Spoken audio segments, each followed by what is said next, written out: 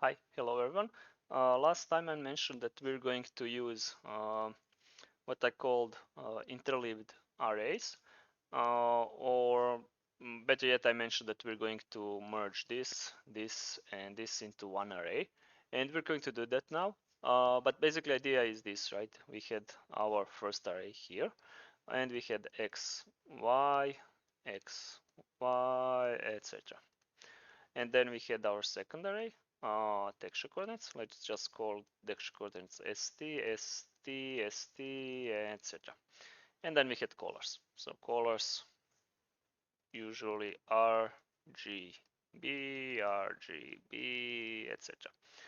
Okay, and now what we're going to do is actually just have one huge array of x, y, s, t, R, G, B for colors, then X, Y again, S, T, then colors again, etc., etc., etc.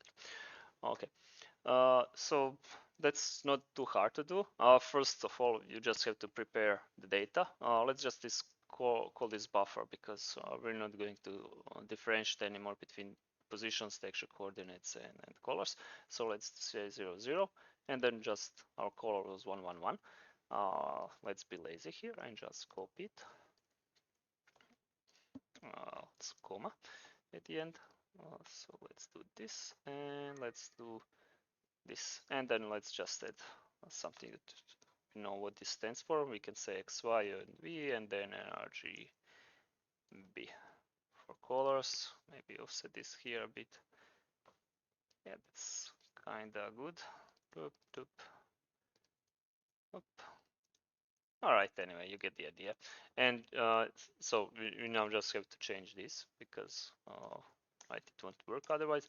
And if I save it, it's broken, and that's actually fine because as I mentioned, we actually need to use these two last arguments. And what's the first argument? Well, the first argument is stride, and stride is actually length of our first vertex, and we can actually get the length like this. To stride, and we can say 2 times float bytes per element. That's for our positions, so not texture coordinates, it's also 2.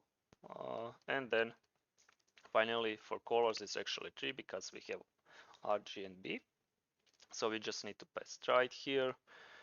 We can get rid of this. We can pass stride here, and we can pass stride here. If I save it, we actually have something, but it's completely broken, and that's because we haven't used our last